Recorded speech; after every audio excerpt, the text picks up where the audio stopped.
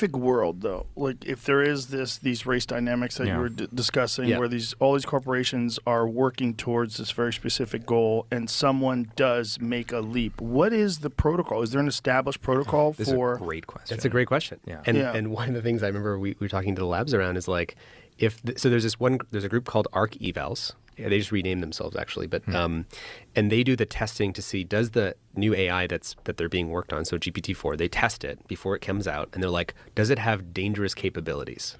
Can it deceive a human? Does it know how to make a chemical weapon? Does it know how to make a biological weapon? Does it know how to persuade people? Can it exfiltrate its own code? Can it make money on its own? Could it copy its code to another server and pay Amazon crypto money and keep self-replicating? Can it become an AGI virus that starts spreading over the internet?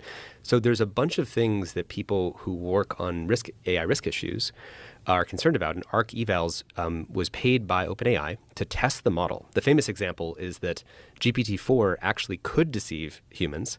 The famous example was it asked a TaskRabbit to do something, specifically to fill in the CAPTCHA. So CAPTCHA is that thing where it's like, are you a real human?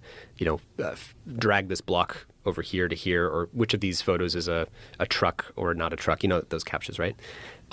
And you want to finish this example? I'm not doing a great job of Well, and so the AI asked the TaskRabbit to solve the CAPTCHA, and the TaskRabbit is like, oh, that's sort of suspicious. Are you a robot?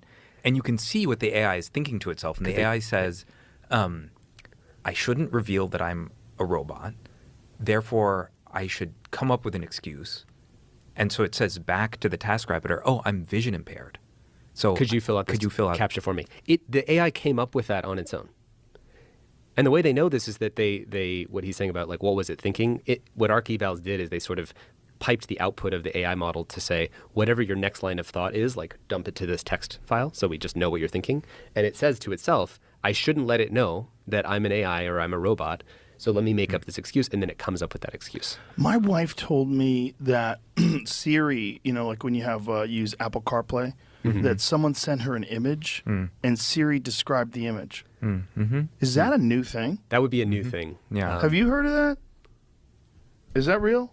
There's definitely. I was going to look into it, but I was in the car. I was like, "What?" That's the new generative AI capability. They added something that definitely describes images that's on your phone for sure. Read within the last year. I haven't tested Siri describing it, but I'm sure it would. Imagine if Siri described my friend Stavos' calendar.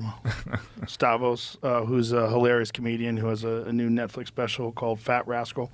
But imagine describing that. It's a very large, overweight man on here's a turn on image description. A flowery swing.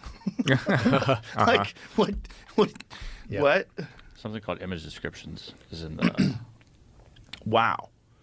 Yeah. So someone can send you an image, and You can describe it. how will it describe it? Let's click on it. Let's hear what it says. A copy of The Martian by Andy Weir on a table sitting in front of a TV screen. Let me show you how this looks in real time, though.